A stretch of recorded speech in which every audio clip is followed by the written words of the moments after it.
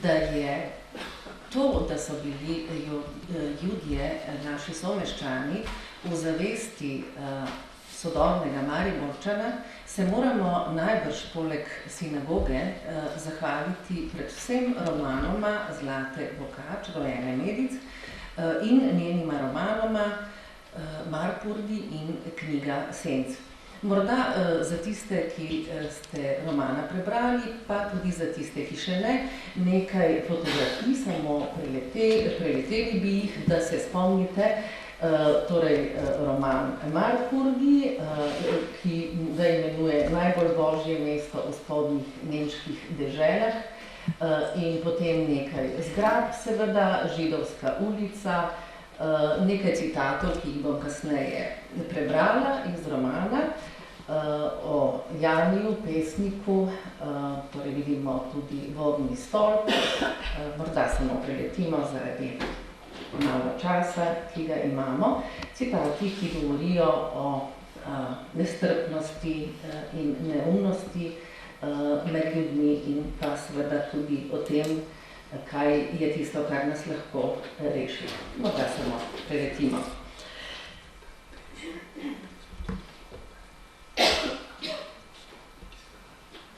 Hvala lepa. Štirijski oziroma štajerski Marpurg, pomembno srednjeveško mesto, je bilo strpno in napredno mesto, saj je imelo vedno odprta vrata za begunce iz drugih dežel. Ta stavek, ki ga je avtorica našla, ko je v pregnanstvu še najstnica brala takrat prepovedano knjigo Zgodovina judovskega ljudstva, jo je zaznamoval za vse življenje in branje te knjige je kasneje ovrednotila kot najusodnejši del svojega izobraževalnega procesa. Zlata Bokač, rojena Medic, rojena 23. septembra 1926 v Murski Soboti, je maturirala v Mariboru, kasneje študirala na Filozofski fakulteti v Ljubljani, primerjalno književnost in ruščino s književnostjo.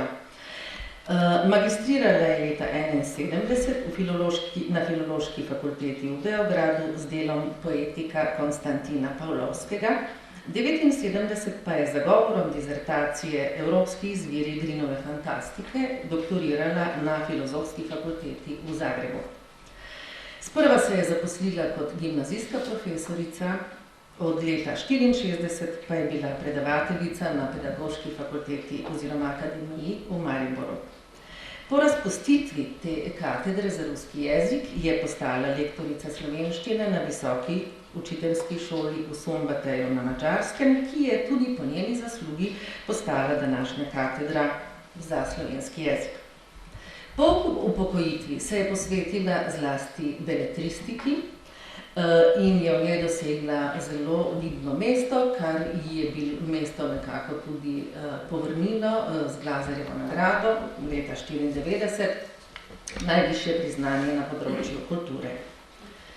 Morda velja omeniti, da je otroška in mladostna leta Zlata Bokač preživela v Puščavi, znamenitem romarskem kraju blizu Lovrenca na Pohorju. Medici so se tja preselili v letu njenega rojstva in tu se je občutljiva deklica že v rosnih letih srečala s paralelnim svetom duhovinov, demonov, vešč, škratov, žalih žen. Ta bitja se kasneje pojavijo v njenih delih za mladino, vesele zgodbe o vampirjih in prvo potovanje mačka Čunje. Stanovali so v puščavski šoli in oče, učitelj, prav tako tudi mati učiteljica, se je družil in prijateljeval z župnikom Nadrahom, s katerim sta bila pa sicer ideološko vsak na svojem bregu. Začetek vojne je pomenil konec otroštva pisateljice in njene sestre. Medici so bili namreč med prvimi izobraženci, ki so jih izselili iz Štajerske in sicer v Bosno, mesto Bugojno. No in prav prej smo slišali, kako usodna je bila za Zlato knjiga Zgodovina judovskega ljudstva, ki jo je oče, takrat, ko so morali begunci sežigati prepovedane knjige, rešil iz ognja in prinesel domov deklicama, da bi brali, da bi vadili nemščino. In sama pravi, da jo je branje te knjige vznemirilo do te mere, da so Marpurgi začeli nastajati pravzaprav že takrat. Roman Marpurgi, izdan leta 1985, je po idejni strani hvalnica duhovne svobodnosti in neodvisnosti, po čustveni besedilo domovinske pripadnosti Mariboru, po tematski fakturi pa je nadvse zanimiv in poznavalski prikaz dogajanj v našem delu Evrope ob prelapljanju poznega srednjega veka v nova duhovna obzorja, je v spremni besedi v romanu zapisal Matjaž Kmecl. Avtorica je namerno odkrivala obdobje 15. stoletja, čas, ko se krščanstvo bori za prevlado, čas netenja verskega fanatizma in križarskih vojn. In tako se ena glavnih junakinj romana, lepa Judinja Mirjam, sprašuje, kako se lahko vera, ki temelji na ljubezni, spremeni v mrtvo dogmo. Kako se čustvo usmiljenja do človeštva sprevrže v zločin. Tudi po literarno-formalni strani je roman zasnovan izvirno. Glavna junaka sta antipoda, in sicer zdravnik dr. Hannes, ki je izjemno nekako svobodnjaški, spoštovan, priljubljen zdravnik, nasproti Matijasu, ozkosrčnemu, dogmatičnemu in neposebno nadarjenemu pesniku. Vsa moja resnica je preprosta, svoboda. Svoboda človeka je možnost, da izbira, pravi dr. Hannes. Matijasov ideal pa je zaslužiti si svojimi deli mir na zemlji in srečo v nebesih. Če hočemo doseči ta edini človeka vredni ideal, moramo prezirati svet. Zato piše svoje moralistične fablije. Hannes se mu posmehuje, saj je veliko bolj naklonjen smehu in razume karnevalizirano cerkveno pesništvo kot upor zoper dokončnost in večnost in kot ventil svobode. Smehom stopa človek v kraljestvo svobode. In smeh je svobodno orožje v rokah ljudstva. Med njima stoji še pesnik Jani, genijalen pesnik in svobodomislec, ki tudi po Matijasovi krivdi, ki ga dobijo v svoje roke inkvizitorjevi zalezovalci. Z njivno antipodno naravo pisateljica predstavlja minevajoči srednji vek in njegovega togega dogmatičnega duha ter napovedujoči se, individualno uveljavljajoči se humanizem novega veka, pravi Janez Rotar. Čas romana Marpurgi je zamejen v enoletni okvir. Sega od septembra 1455 do oktobra 1456, obdobje, ki je sila nemirno in ko se pogromi Judov iz Španije selijo v druge dežele. Določeni diskurzi in autorefleksije se seveda nanašajo tudi na obdobje pred tem.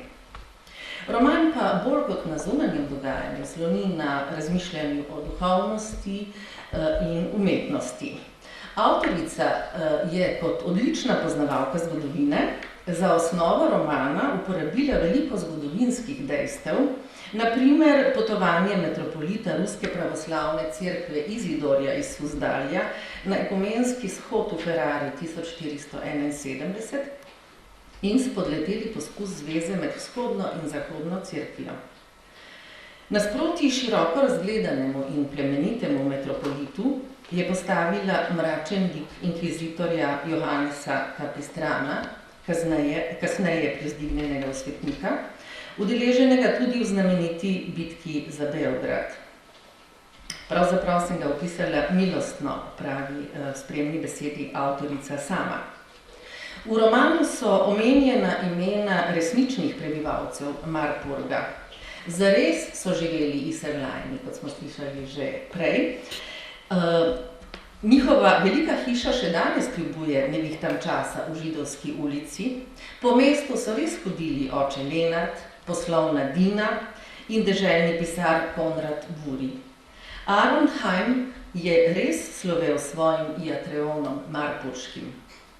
V novi luči je prikazala nekatere člane celjske kraljevske rodbine, predvsem knjigini Barbaro in Katarino. Vpletla je tudi mitsko pripoved o ugrabljeni deklici in o lepi Mirjam, katere duh naj bi varoval mesto. Roman sicer pogosto prehaja v kar esejistično pisanje, kljub temu pa mu ne manjka privlačna in napeta zgodba. Nekateri elementi pripovedi vnašajo v roman avtobiografske elemente, ki se nadaljujejo kasneje tudi v knjigi Senc, to je odraščanje deklice Šarike v obdravskem mestu, pa učitelj Jakob iz Bohemije, ki jo je učil predvsem ljubezni in strpnosti. Veliko je avtoričinih razmišljanj in spoznanj.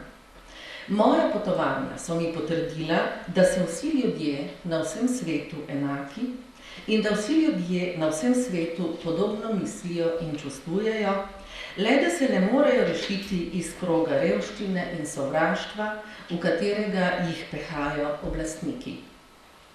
Preko Hanesa večkrat citira velikega učitelja Abelarda, ki je verjel, da je rešitev samo v strpnosti do tega, kar ljudi ločuje.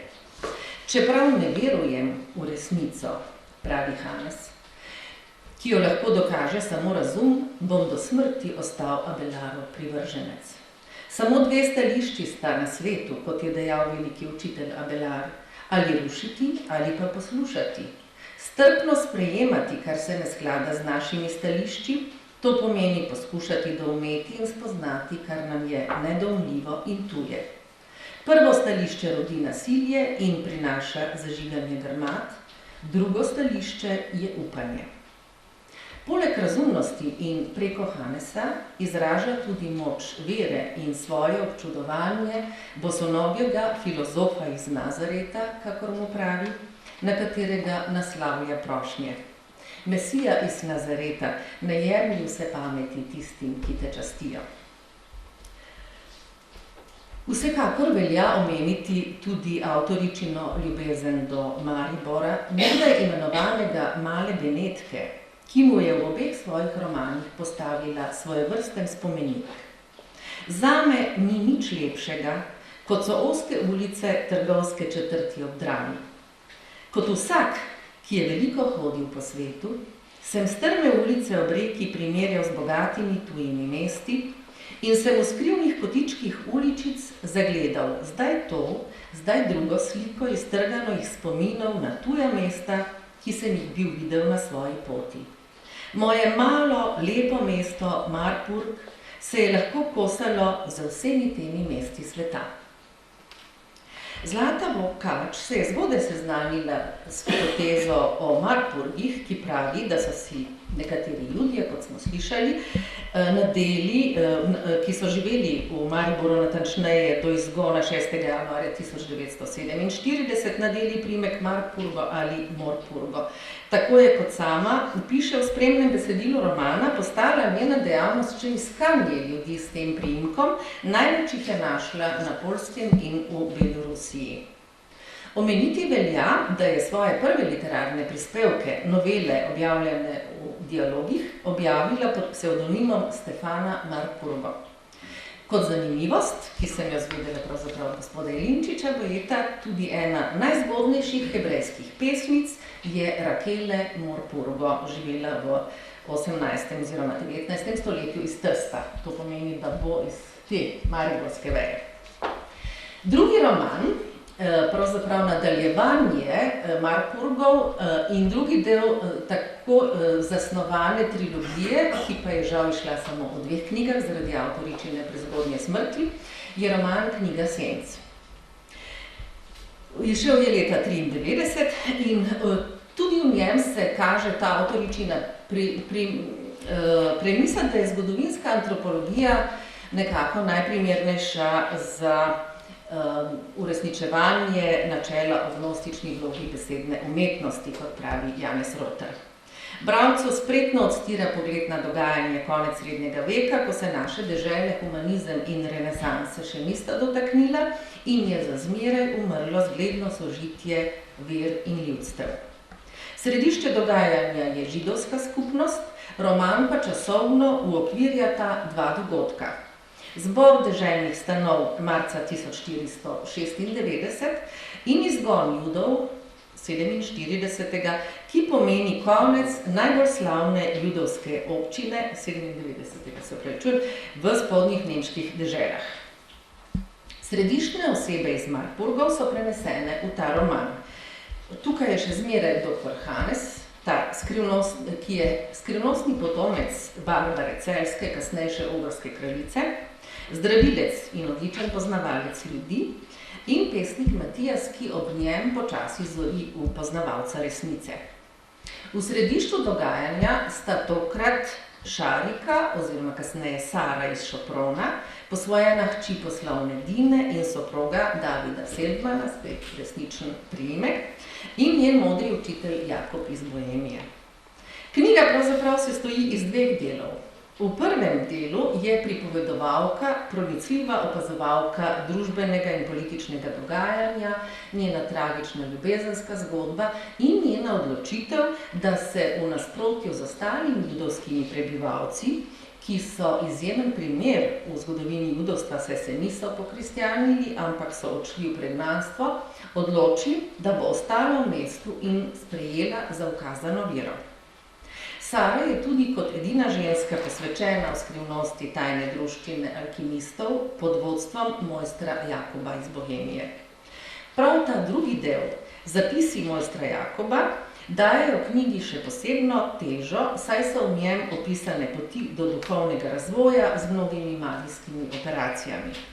Bogačeva ob tem ugotavlja, kar so pisali že mnogi pred njo, na primer Luther, Goethe, Yeats in predvsem Carl Gustav Jung, da je pretvorba elementov v zlato oziroma kemična sprememba materije v resnici prispodoba za iskanje Božjega v človeku. Avtorica je marsikaj iz lastnega položaja v konkretnem času in dogajanju, svojo človeško prizadetost in privrženost univerzalni misli prenesla v drug čas. To je še posebno očitno iz besed mojstra Jakoba. Množica vedno živi svoje življenje. To pomeni, da verjame voditelju in se preda vsakršni ideji. Hoče, da jo vodijo, saj lahko le tako vse svoje tegobe izroči v roke velikega voditelja. Zato je množica vedno na preži, čaka na voditelja z novo idejo, vseeno kakšno. 1099. leta je pač napočil takšen trenutek in pojavil se je človek voditelj. To je bil Otto de Lagerli, imenovan papež Urban II. Citat iz knjige Senc. Pisateljičina dvojnica Šarika prihaja do spoznanj in nazorov same avtorice. Bog je samo eden, pravi. Ljudje v Marburgu niso pozabili nate, o moj Bog, saj smo živeli v miru, strpnosti in slogi. Naši veliki možje so se hoteli približati resnici, da bi bolje služili tebi. Hoteli so spoznati svojo dušo, da bi tako spoznali dušo sveta. Judinja Sara se da proti koncu romana krstiti. V skrivnosti krščanske vere jo uvaja dober in poduhovljen človek, duhovnik, s katerim razpravljata o evangelijih. Rada bi razmišljala o besedah velikega preroka Jezusa. Rada bi, da njegove velike besede stopijo iz moje glave v moje srce, mu pravi. A na to doda.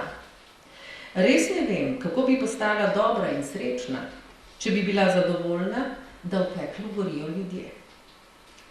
Odločna kot je, si vzame pravico, da se kljub nasprotovanju na obeh straneh udeleži zadnjega obreda v sinagogi. Hotela sem se še enkrat pokloniti vsem tem hrabrim ljudem, ki niso zatajili vere svojih očetov in so prevzeli nase prekletstvo tujine. Se še zadnjič pogovoriti z Bogom, ki so ga stoletja slavili moji predniki v tem mestu. Sara slavi Boga tako v krščanski cerkvi, kot v judovski sinagogi.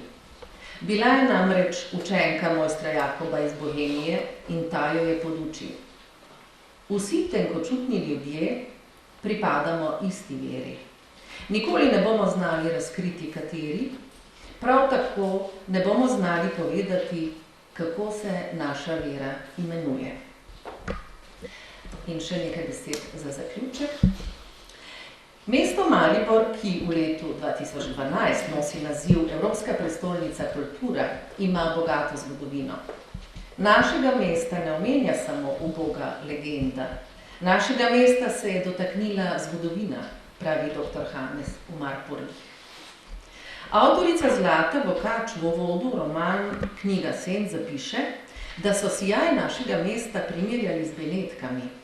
Ime male Benetke, ki se ga stari meščani še spominjajo, je bil v srednjem veku razširjen na vse mesto in doda svojo vero, da bo nekoč spet lepo in bogato mesto in da bodo v njem živeli srečni ljudje. Žal je mesto skozi svojo zgodovino doživljalo hude udarce. Nekajkrat je izgubilo meščanstvo, zato ga pisatelj Zorko Simčič imenuje mesto spodrezanih korenin, kakor je kasneje naslovil svojo sijajno študijo o mestu pesnik Andrej Brvar v Mariborski knjigi. O preteklosti Maribora govori več dobrih literarnih del, naj omenim predvsem izjemen zgodovinski roman Draga Jančarja Severni sij, ki prikazuje kataklizmičen čas v mestu pred drugo svetovno vojno. Med temi romani imata častno mesto romana Zlate Vokač Medic. Obžalujemo lahko, da je bolezen avtorici preprečila, da bi napisala še tretji del nameravane trilogije z naslovom Čarovnica Sara. V tem naj bi obravnavala tudi feminističen pogled na zgodovino. Sara bi postala zeliščarica in bi, kot mnoge druge nesrečnice, končala na grmadi. Nekateri nesrečno usodo, velikokrat nesrečno usodo mesta, pripisujejo prav davnemu izgonu judovskih prebivalcev, ki, da naj kot karmična usoda leži nad mestom. Da se je avtorica tako intenzivno ukvarjala z usodo judovskih prebivalcev na naših tleh in da je tudi osebno povezovala svojo usodo z njimi, njen osebni amulet naj bi bil judovska beseda Hiram, po imenu judovskega umetnika in obrtnika, ki je, kot že omenjeno, pripisovala k branju knjige Zgodovina judovskega ljudstva in kasneje še mnogim drugim. Med njimi posebej izpostavlja še knjigo Wernerja Kellerja Die nachbiblische Geschichte des jüdischen Volkes, v katerem je historično prikazano judovsko vprašanje in na koncu knjige seznam znamenitih ljudi judovskega porekla, ki priča, da so Judje najvitalnejše ljudstvo v Evropi. Zelo močno je Zlato Vokačevo zaznamovalo tudi nenavadno odkritje leta 1945, ko je kot dijakinja sodelovala pri čiščenju ruševin bombardiranega mesta. Pri tem so naleteli na skrivnostno sobo, poslikano s čudnimi simboli, med katerimi je takrat prepoznala samo peterokrake in šesterokrake zvezde. Takrat se je spoprijateljila z znamenitim lekarnarjem Mlinaržikom, ki je glasno zahteval, naj ustavijo dela in zavarujejo skrivnostni prostor. Dijakinja je gospodu namignila, da so morda v tej sobi opravljali skrivnostne obrede mariborski marani. To so bili prekrščeni Judje v Španiji, ki so svojo pripadnost krščanstvu kazali tako, da so na podboje vrat obešali svinjsko meso. Maran je namreč pomeni prašič. S tem je seveda pritegnila, dijakinja s takšnim vedenjem pritegnila pozornost gospoda Mlinaržika in sta postala zelo dobra prijatelja. Žal seveda tega prostora niso ohranili, časi vemo, kakšni so bili in ne ve se niti natančno, kje je bil. Pisateljica ga je umeščala nekje na prostore med Glavnim trgom in Lentom, seveda. Zlata Vokač se je pogosto soočala tudi s tem, da so vprašanja judovstva, zlasti tista pred dogajanjem v Rajhu, še posebej mlajšim generacijam povsem neznana. In je to spoznanje, poleg seveda takratnega političnega dogajanja, gotovo eden izmed motivov, da se je prav zaradi tega odločila, da literarno oblikuje svoja sporočila, sadove svojih dolgoletnih preučevanj in tudi doživetij. Razen tega je čas nasilja prevlade ene ideologije, v katerem je živela, lahko slikovito prenesla v podoben čas iz preteklosti. Geneza in razvoj križarskih vojn, srečanje z islamom, etnično brisanje narodov zaradi drugačne vere. Pravzaprav se ob branju porajajo nove in nove vzporednice tudi z današnjim nemirnim časom. Naj kot zanimivost navedem citat, ki nenavadno korespondira z našimi težavami zdaj in tukaj. Bral sem z grških obrazov. Z njih je odsevala žalost in užaljena vzvišenost, saj so bili v skrajni stiski in so prišli trkat kot berači na vrata barbarskega zahoda. Najbrž se moramo znova in znova soočati s podobnimi težavami, se srečevati z velikimi nevarnostmi ob trku različnih civilizacij, kot pravi sociolog Peter Berger, bo za preživetje ključnega pomena medverski dialog na črti Rim, Jeruzalem, Meka. Kot skromen prispevek k nadaljevanju dobrih misli, ki naj bi po pisateljičinem kot molitev legale na naše mesto, naj omenim pesniški turnir, izbiro najboljše izvirne slovenske pesmi in podelitev naslova Vitez poezije in kovane vrtnice, kar smo povzeli prav po romanu Marpurgi. Že 12. leto smo letos podelili ta naslov slovenskemu pesniku, drugič pa se tekmovanje oziroma nagrada širi tudi v sosednje države z evropskim pesniškim turnirjem. Tako da zvedo pravzaprav tudi v Evropi za roman Marpurgi in Zlatovo kač. Ob tej priložnosti naj znova obudim idejo, za katero je pisateljica trdno verjela, da se bo nekoč uresničila. Cesta ob Dravi od stare sinagoge do Živilskega trga se bo nekoč imenovala Aleja Marpurgov, pravi Pokačeva. Morda bi bilo pa to tisto pomembno dejanje sprave, ki bi prineslo mestu nekaj prijaznejših časov. Naj zaključim s citatom mojstra Jakoba iz Bohemije, ki spregovori misli pisateljice. Ko bodo pretekla stoletja in se bodo odprli grobovi, v katere bodo ljudje položili svoje upe, bodo poslikane stene naše skrite kamre zazijale iz ruševin, da bi pričale, kako človeštvo kljub nasilju vedno znova obsije svetloba. In naša kamra bo ohranila dobre misli, ki bodo kot molitev legle na mesto in na ljudi v njej. Hvala lepa.